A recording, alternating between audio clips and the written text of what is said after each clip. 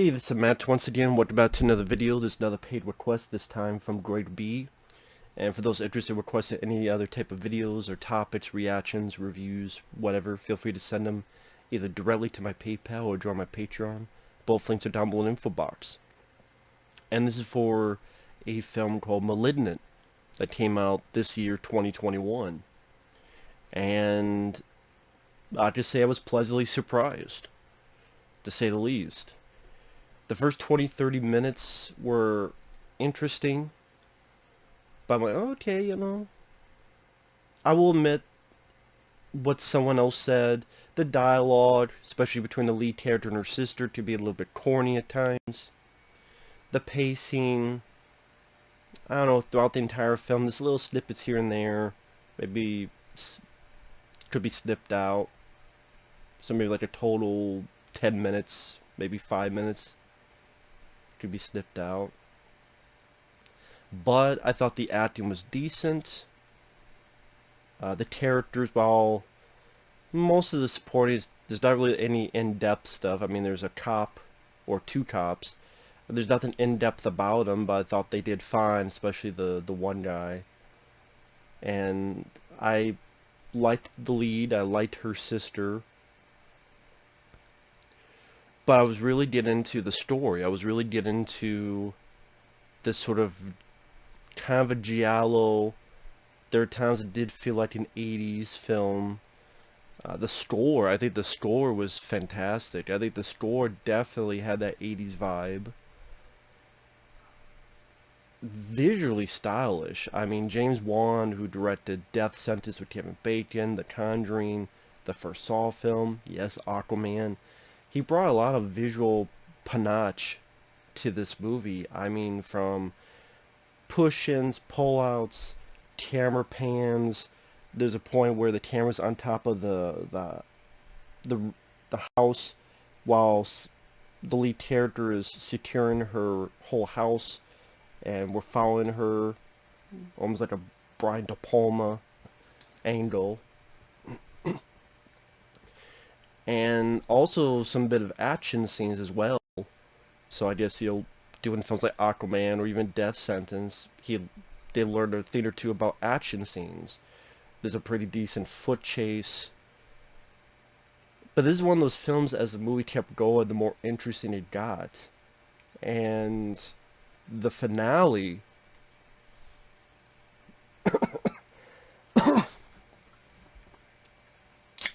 let me put it this way. There's a police station sequence around the finale that I haven't seen something like that since Maniac Cop 2. There's a police station I would say this, go, if you don't like the film, teach their own. I just disagree. I'd be like, I don't get it, but I rather liked this movie, and I would say go into it blind, not knowing anything. And again, the first 20-30 minutes seem okay, maybe a little bit typical. At the very beginning reminded me a little bit of Sam Raimi. I don't know, with the angles and the use of the camera, and again the certain angles, it reminded me of Sam Raimi, like good Sam Raimi. The opening sequence, and then the opening credit music. I don't know where that music is on YouTube. Like the specific opening. If anyone knows where you can find the opening credits music on YouTube, let me know, because I like to listen to it again, because I really liked that piece of music, let alone the rest of the score. And then after that, maybe it's like, okay, what's the big deal? Because I thought it's just another typical, Conjuring type of movie, or Insidious type of movie. No, and that's what made it interesting. That's what made it unique. That's what made it feel a bit different and realistic. Most of the 80s films we love are unrealistic. So it's unrealistic. Again, I could point to any fucking 80s film and then say that's unrealistic, but it's fun. It's fun. I think James Wan did a decent bit with suspense, but it was a story that kept me interested. Like, I thought it was going to go one way or the other, and it wasn't. I did not expect where this was going. I was surprised, and it felt like such an 80s thing that I loved it. I loved the twist. It was so 80s that I had a big smile on my face. And then again, that police station thing, holy fucking shit. I don't want to hype up too much, but I I liked the film quite a bit. Again, yes, some of the dialogue, you know what, but I'll take corny dialogue. I like corn. I like corn on the cob. Just like cheesy. You know what? I like cheese. I like cheese on my pizza. I like cheese on my burgers. Cheesy, corny, you know what? Those are not offensive to me in this day and age. It really isn't. I liked the ending. I thought it was satisfying for what it was trying to be. And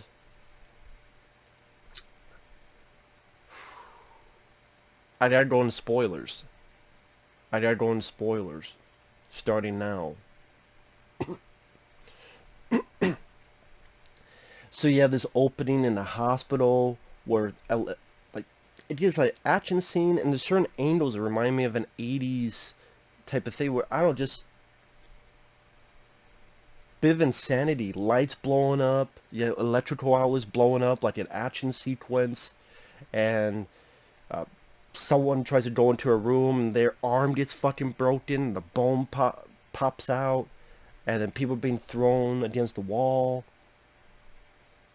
Something gets tied to a chair, and we got to cut out the cancer.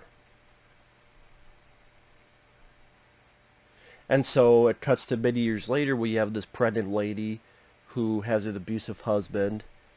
He gets pissed over something, shoves her. She hits her head against the wall.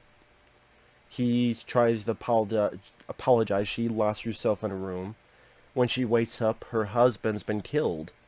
And a very like, ooh, his neck is not where it should be. You get some, the killer chases after her. You get some decent camera work. Cops come by. I don't remember the guy's name. I liked him. Again, there's not a lot of in-depth to the character, but I like the male cop. And again, spoilers. When the woman wakes up, she lost the baby. Her sister's trying to help her out through this. I mean, the score is very, it felt like 80s. Not synthesizer, but the other type of 80s horror score.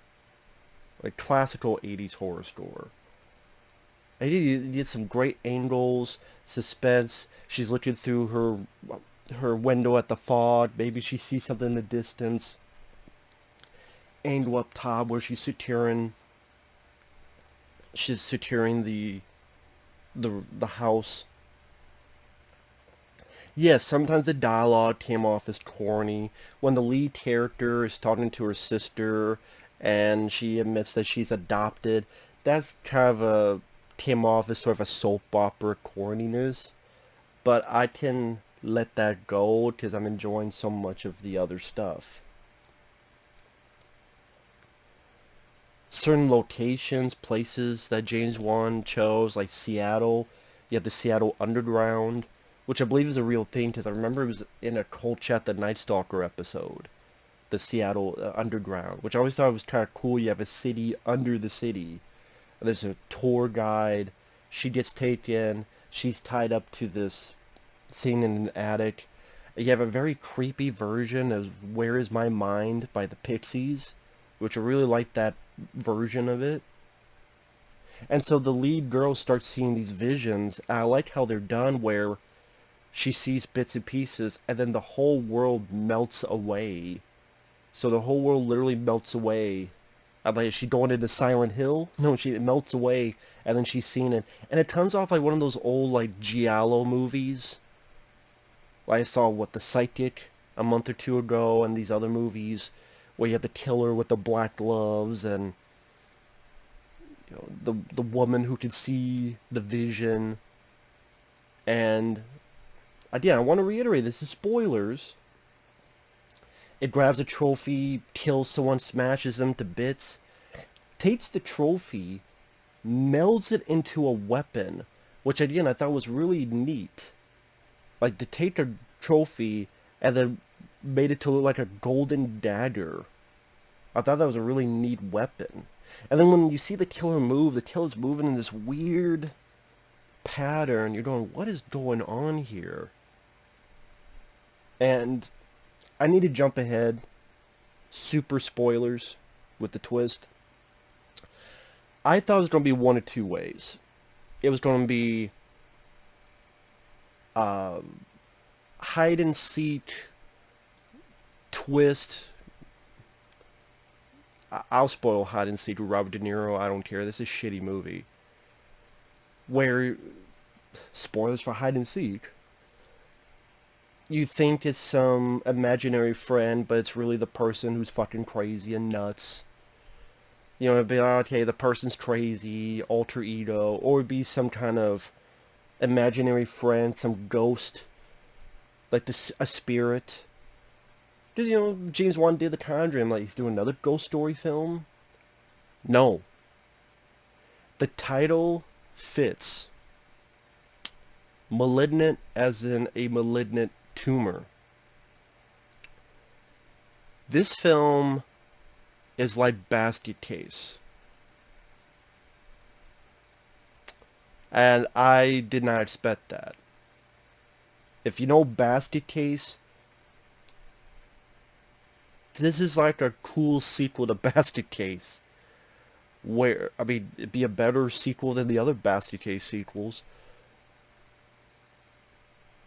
Of course, yes, it's overdone like you would do in the 80s, like Reanimator and those movies, where the sister finds these VHS tapes at this asylum that's abandoned to find out what's happened with her sister, adopted sister, but still sister. She's watching the VHS tapes with the adoptive mom, while the lead is in custody. After this crazy scene where the kidnapped woman, she's ready to escape. I didn't expect this either. Immediately falls through the floor, boom, and it happens to be the house of the lead girl. And the cop's like, okay, they bring her in. I like that the male cop, like, he had this really nice foot chase with the killer, where it's like going down the fire escape, and the killer's like jumping down and going underground, and there's like bits of fights in there, and cop trying to shoot it. Like, I don't know, just well photographed, well edited. The movie got even better as it went along. But yeah, the VHS tape shows that you have the woman, on her back is a fucking creature with a face and arms, kind of like a fucked up version, even more fucked up version of Basket Case, Frank Henenlotter. And then that's why at the beginning the doctors say cut the cancer out. And it's really gory surgery. I would say very gory surgery where they cut the tumor out. They have to leave a piece of it in the brain, otherwise she'd be completely dead. And she was fine for years, and then after the abusive husband hit her head, it started something. Where something was probably underneath going on, but that really kick-started to even more dangerous proportions. And so you get to one of the most insane horror scenes I've seen in a while, where the lead is locked in a jail cell with all these inmates who are giving her shit, kicking her in the stomach. So she's going in a seizure. And so what happens is, as she's going in a seizure, she puts her hands on the back of her head, and she does this. Opens up the back of her fucking head, and a fucking demonic face comes out of the head. And what happens is this figure will take over her body.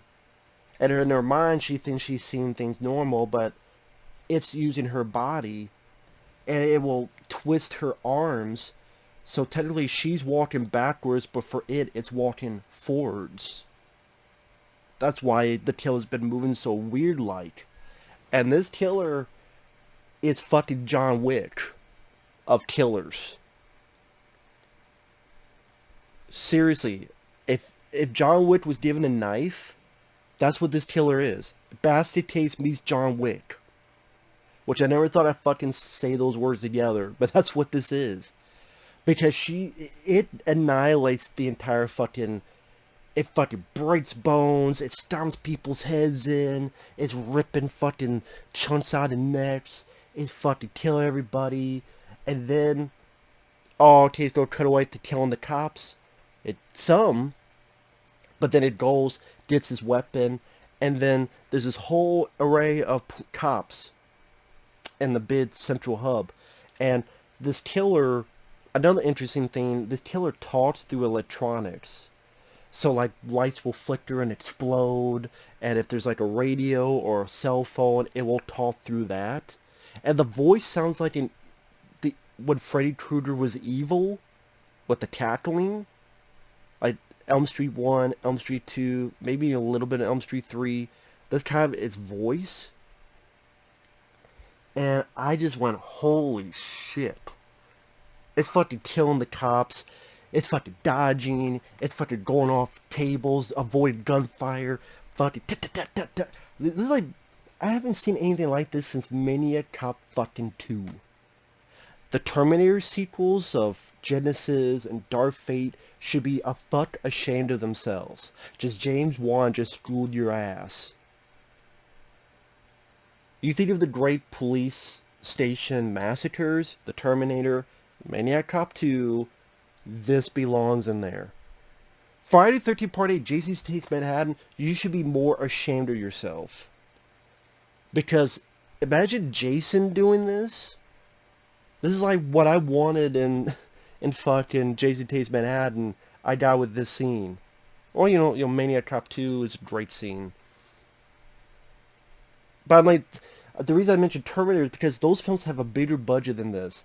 And they can't equal a fucking scene as badass as this. Like, I loved this scene, how over the top, how crazy, how fucking insane. And then you're up close to the it's a practical creature in this woman's body. Is like a creature, like Basti case, like a creature with, I don't know, it's like a demon type of face. And of course, it's got the long hair because it's the woman's hair. Fucking John Wick of knives. I mean, it's fucking Jason Statham from Expendables. I did not expect that. I did not expect that. I went, holy shit.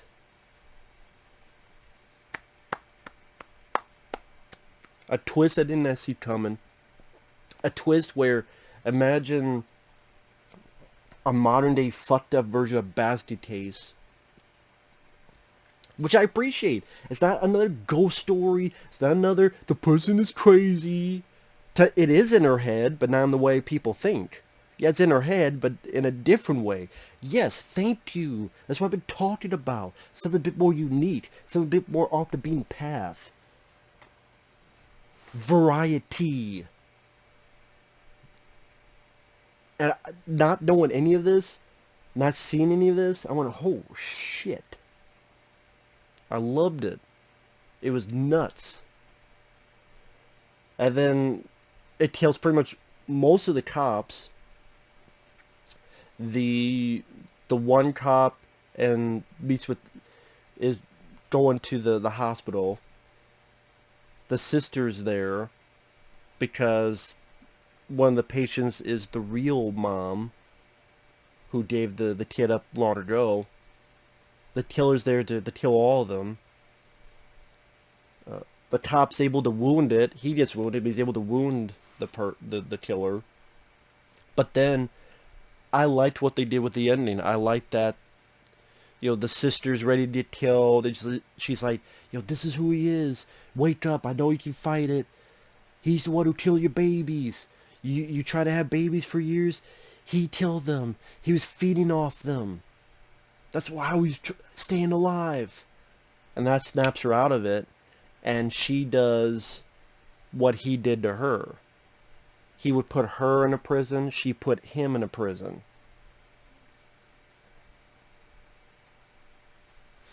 Puts the killer in a prison of his own mind. I will say the one thing I would like to have seen is her grabbing and... Great, I don't really see her being an action hero, so maybe they would look too ridiculous, but I would like to have seen her, like, punch. Because if they're battling in the mines, her punch the killer a few times, at least, or take the weapon, beat the shit out of him, even if it's within their own mind, and then put him in the jail cell. That's the one extra bit I would like to have seen. But I do like that she turns the table on the killer.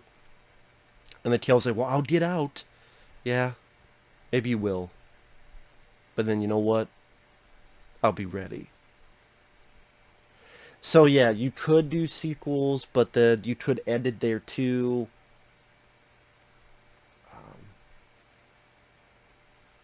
And I don't think they need to do sequels. The movie's not making any money anyway, so it won't make sequels. Sequels won't be a thing. It's not making any money. Because people think Shang-Chi... Fuck Shang-Chi. But... yeah, it's an ending that fits, and you don't need any more. It's like a Nightmare on Elm Street. Like, how many Nightmare on Elm Street films... like, even Elm Street 4, The Dream Master, which I love. You have that little hint of Freddy and reflection, but it can still be an ending there. And it's fine. Same with this. There's a little light flicker, as in he's still in her head, but she has it trapped. And you can make up your mind however long that is. To me, forever. Right, I think after this she'll be in an asylum. Because you're still a danger. Just in case. But they don't go into that. Like, pretty much the sister and the lead hug, and you can, I guess, put your mind as to what happens. Which I'm fine with. That's more than fine. We all have we all think what we want. But it's not ambiguous either. See, that's the right way to do it. It's not ambiguous. The killer is trapped. But you can think, like, will she be put into asylum later? That's up to you. But yeah, I like the visual style. I like the direction. I like the score. And the plot got more and more interesting. There's action scenes that rival some action films of today, which is crazy. The killer was very interesting, very different, unique. And overall, I rather enjoyed this film. I rather enjoyed this movie. I thought it was rather good.